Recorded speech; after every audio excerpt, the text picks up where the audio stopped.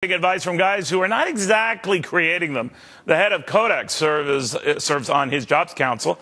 That company reportedly close to bankruptcy, so not a very pretty picture there. Plus, several other members of the president's jobs council are cutting jobs. Former Best Buy CEO Brad Anderson says if this election is about jobs, the president, well, could be out of a job. Brad, it's always good having you. You always speak your mind. I always say it would be like having me on the President's Fitness Commission. You don't want to go there. But nevertheless, he has a commission of folks who are not exactly getting it done on the jobs front. That worries me, and I guess it worries you. Well, but I want to jump in that last discussion you just had about firing. The problem with Kodak is a lot of people have fired them as a provider. And the pressure that the leaders got, he's either got to find a way to have the customers rehire him in order to be able to have a financially solvent company. That is incredibly good news for us as customers that we got that power.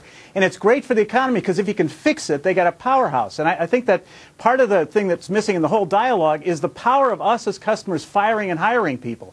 My old company, Best Buy, is having problems with some customers firing it right now. And that, I've been in that situation. That is never fun to be in that circumstance. Yeah, but I'd rather be getting advice from the days you were running, and I'm not blowing you smoke here, but the days you were running Best Buy, than someone at Best Buy right now sort of pontificating on how to drum up business. I mean, lately they're not firing on all cylinders. I don't fault them. I'm not saying that you're better than they were, although it would appear on paper that you were and are. Leaving that aside, though, I don't think that they're in a position then to give anyone advice on how to do it right. I don't think that many of the members of the President's Jobs Commission are in any position to talk about creating jobs when they're not exactly doing the same. That's all I'm saying. Yeah, but the pressure on being in those shoes, the pressure on you to either get it right or go home is enormous, and that is actually what drives our economy. But you don't see my point, Brad. The pressure's immediate for you guys. This president can wait till next January or November if he loses, and there's no immediate pressure to pay for your mistakes. I don't think the president understands how that pressure. Because if Kodak fails, somebody already has come in and replaced them. Right. And the same thing would be true with any Best Buy or any other company. Why can't we get those guys on that commission then? The guys who are replacing the Kodaks, the guys who are getting it done. Because they actually look to the person suffering the pain. So if I got fired by a customer, it hurts. I've been in that shoes, right? It really hurts to be fired.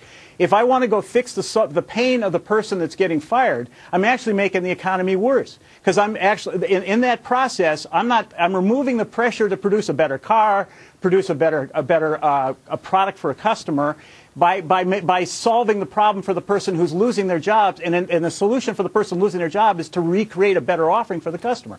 That power has always driven our economy. It's the creative impulse behind our economy, and that's, I think, totally lost by the administration right now. Well, I don't know if the administration even likes CEOs, period, successful or otherwise. Now, so I'm wondering whether whatever advice this council gives, and maybe looking at a couple of its members, it's best to ignore them anyway. If it's just a paper council, you know what I mean, an advisory board that carries no clout. Based on what we're seeing the administration do, I think that's a realistic suspicion. So if the president has serious concerns about rich people, fat cats, people who've been inordinately benefiting under this system, and he all but cites CEOs by name, what's to make them, the successful ones, play along when we're increasingly saying a lot of them are opting out? They're not running to the other side. They're certainly not helping or backing what the president's doing, which I think is just as bad. Well, I think some of them probably are backing what the president's doing. Perversely, if you're in a situation in which you're already winning with a customer, the president's angle actually helps you prevent new competition coming in and challenging you. So well, that's a good point. It has a perverse sort of being in the vested interest of somebody who's already winning. So it's like an island, and the president doesn't actually do much to hurt misfit toys is what you're looking at. It's a bad Rudolph the Red-Nosed reindeer. Okay, got it. Yeah, and what we need is people. We need the power of people come in and challenge that and create new value propositions for customers. All right. Thank you, Brad. Always good seeing you. Happy New Year. Thanks. You too. Brad Anderson. All right. Well, the New Hampshire Republican primary.